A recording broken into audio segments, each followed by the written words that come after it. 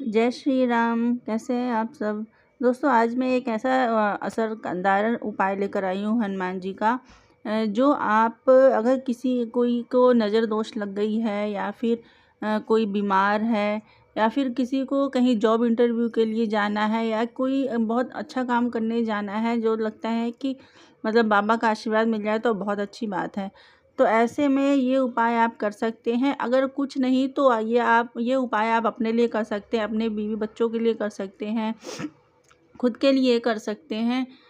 ज़रूरी नहीं कि हमें कुछ चाहिए तभी हम बाबा की पूजा करें, हनुमान जी की पूजा करें। कभी-कभी हमें निस्वार्थ भाव से उनका सिर्फ़ आशीर्वाद लेने के लिए भी कर लेना चाहिए। ये क्योंकि इसमें कोई बुराई नहीं है, इसमें हमारा फ़ायदा ही है, इसमें हमें बाबा का आशीर्वाद ही मिलता है।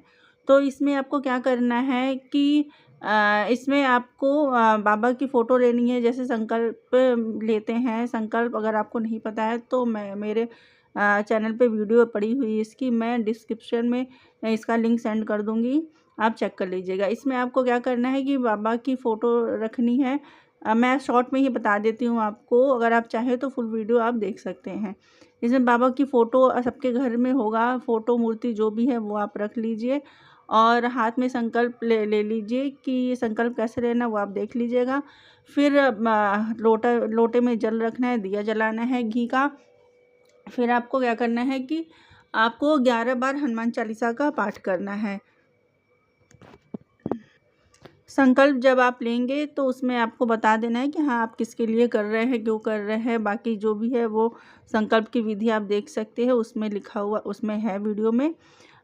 फिर संकल्प लेने के बाद आपको 11 बार हनुमान चालीसा का पाठ करना है। और पाठ आपको ऐसे ही नहीं करना है, आपको एक कलावा लेना है। कलावा कितना लेना है? कलावा आप जिसके लिए कर रहे हैं या खुद के लिए कर रहे हैं या जिसके लिए कर रहे हैं उसके मतलब पैर के अंगूठे से लेके सर तक आपको कलावा नाप लेना है। बिल्कुल टॉप से लेके बिल्कुल नीचे पैर के अंगूठे से लेके इतना आपको कलावा नाप लेना है। नापने के बाद उसको आपको 5 बार उसको लपेट लेना है। मतलब इतना एक-एक करके 5 बार उसको लपेट के छोटा कर लेना है। इतना लपेटना है कि उसमें 5 बार आ जाए। फिर आपको क्या करना है कि इसको आप अच्छे से उसको वो कर लीजिए, लपेट लीजिए। लपेटने के बाद फिर आप इसको अब हनुमान चालीसा का पाठ स्टार्ट। पहले गणेश जी का करिए, फिर राम जी की राम स्तुति करिए, फिर आप श्री हनुमान चालीसा का पाठ करिए। आप एक हनुमान चालीसा का पाठ करेंगे तो आप उसमें एक गांठ लगाएंगे फूंक मारकर। जैसे कि आपने हनुमान चालीसा का पहला पाठ किया, ठीक है, फिर आप उसमें एक गांठ लगाएंगे। गांठ लगा के जैसे ही उसमें पहले आप उसमें फूंक मारेंगे, फिर आपको गांठ को टाइट करना है। फिर आप दूसरा पाठ करेंगे, गांठ लगा देंगे। गांठ को टाइट नहीं करना है, लूज़ ही रखना है। जब आप पाठ कर लोगे तो उस गांठ के बीच में आपको फूंक मारना है, फिर उस गांठ को टाइट करना है। फिर तीसरी बार पाठ करोगे, गांठ को लूज़ रखना है गांठ।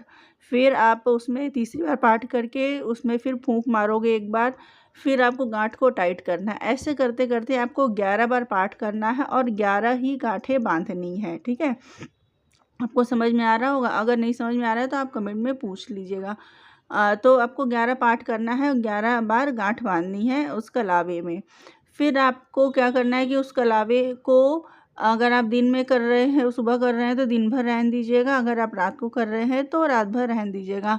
बाबा के चरणों में आपको उस कलावे को रख देना है। रखने के बाद आप उसको रात भर पड़ा छोड़ दीजिए। फिर आप उसको सुबह उठा लीजिए।